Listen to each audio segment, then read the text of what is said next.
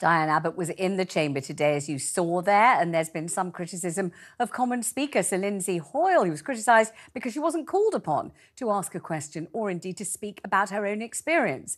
Joining me in the studio now are Talk TV's chief political commentator, Peter Cardwell. Hello, Hi. Peter. And Joe Twyman, director of the public opinion consultancy Delta. Good to see you, Joe. Hi. And down the line, we're joined by Labour councillor and anti-racism activist Maurice McLeod. Hi, Maurice. Good to have you on. Good to have you all here. Let's bring Maurice McLeod into all of this.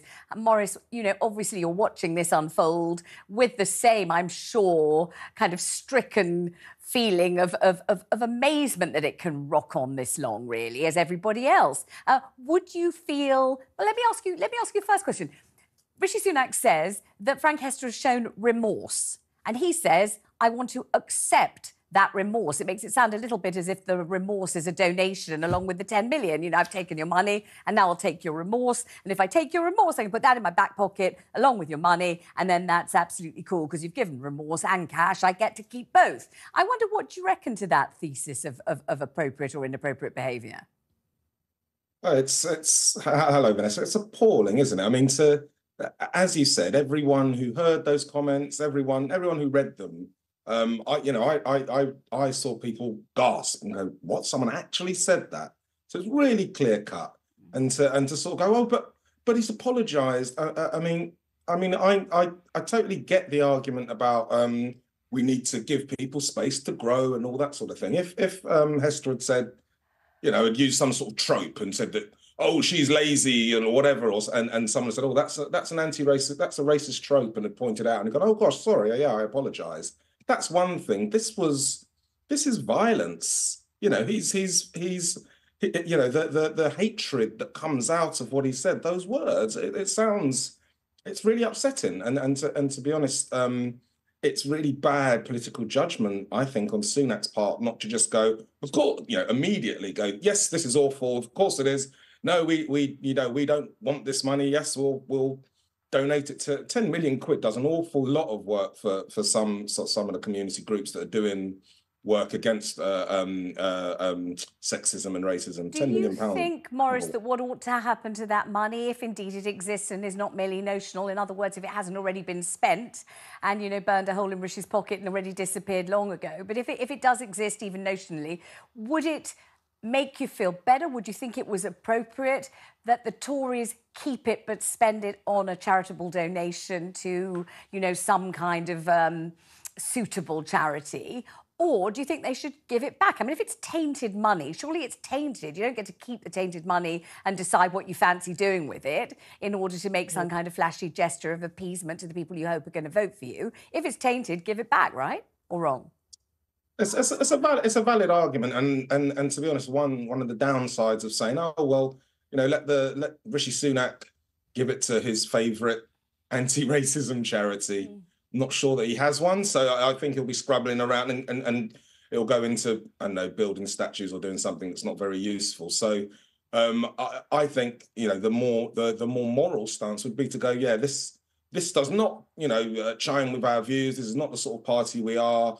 You know, look at our diverse cabinet or whatever he wants to say and give the money back. And at least he could come out of this with some sort of credibility. Yeah, I mean, I'm going to go to Joe in just a minute, but I want to ask you one more question at the moment, Maurice, which is this. The Speaker, Sir Lindsay Hoyle, is not having a good few weeks, is he really? And today he's been criticised for not asking Diane Abbott, who was sitting right there, to give some kind of contribution to this conversation and debate, and at least, you know, say how she feels. Maurice, she wanted to speak, and he didn't call upon her in a debate that is predicated entirely, really, on her and how deeply, deeply affronted and upset she must be by this, and has said that, her statement, I thought, that she made was extremely clear and very very moving when she said, like, I'm a single woman and I don't live in a bubble and I go pretty much everywhere on public transport, and it's quite frightening anyway as an MP, given that 2 MPs have been killed.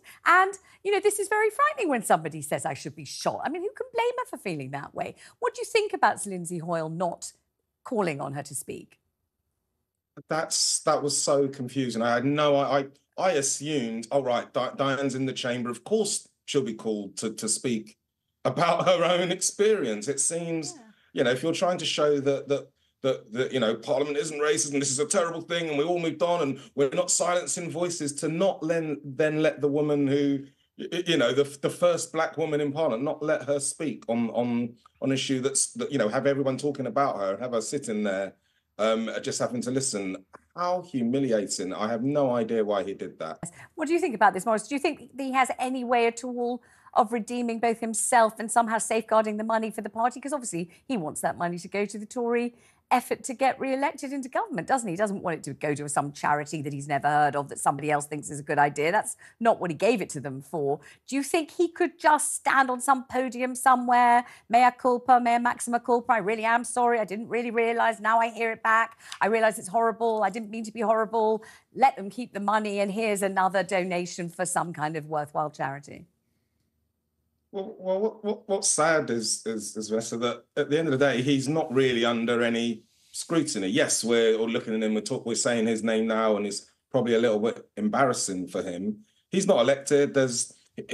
He can kind of do what he wants. I mean, I wish he would at least come out and go, rather than trying to pretend, I think he said he was rude or whatever. It's like, God, yeah, I see it now, totally racist. Not what, you know, come out and be honest at least. You know, I'm not going to argue for money staying in the Tory party. So, you know, where the money goes, I guess I don't really care. He should come out and at least be properly contrite, which he hasn't been. Do you think that what Frank Hester said, because he said it in public, he wasn't just muttering it to a friend in the back bedroom, he was saying it on a podium at a meeting attended by many other people. So therefore you might say knowing that it could be recorded or it could be repeated, knowing that, and in fact purposely saying it. It wasn't a throwaway thing. It wasn't one of those things where he's in the studio, he thinks the microphone's off, he doesn't think anyone can hear him, he doesn't realise it's going to be overheard. Not that. Absolutely not that. The opposite, right? So do you think what he said is a view that many people share, or that some people share? Or do you think these days in 2024, he and those who share that view, whether they say they don't or whether they don't say they don't, are in a tiny, ignorant, bigoted, racist minority these days? What do you think? Well, I hope the latter. I do hope that people with those views are in a tiny minority, but I'm fairly certain, or it certainly feels as if the Conservatives at least are pandering a little bit to that. You know, whether they fear the Reform Party and fear that they're going to lose votes if they don't if they don't stand up to these racist comments immediately. There's something that's going on that's making them not want to just, you know, call out stuff that's really blatantly obvious. It's the same with Lee Anderson's comments. So I do think it's a small minority, but small minorities can have a big impact on our politics. But just imagine that the moment that this was exposed, what Frank Hester had said was exposed in The Guardian, just imagine Rishi Sunak appears on that podium that he quite likes in front of 10 Downing Street, and he literally has a pocket full of cash that's all found out, or one of those boxes like Noel Edmonds used to have in Deal or No Deal, just full of the dosh, you know, that one where you look at it and all that.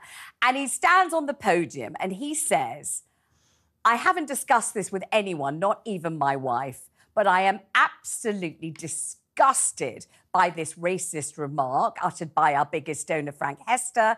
And I don't need to talk about this with anyone but I, the Prime Minister. Here's the box with the 10 mil, and I'm giving it back. And he leaves it on the doorstep and turns back and walks into 10 Downing Street. Frank Hester, with his tail between his legs, has to come and pick up the money and crawl under a stone with it. Imagine if that had happened. How would that have gone down, do you reckon? Well, it's quite, it is very showbiz, but, and to be honest... Well, after all these years, I can't help it, Maurice. What can I say? And of all the prime ministers that can afford it, Rishi probably can find 10 million quid down the back of the sofa. So that's possible. I have to say one other thing, though. Labour don't get off scot-free in this. Labour should be restoring the whip to Diane Abbott so that she can get the security and support of the party that she's represented since 1987. Although we may just finish this item by getting Peter to remind us what it was that Diane Abbott wrote in her letter to The Observer, which was the letter that got the whip taken away from her in the first place.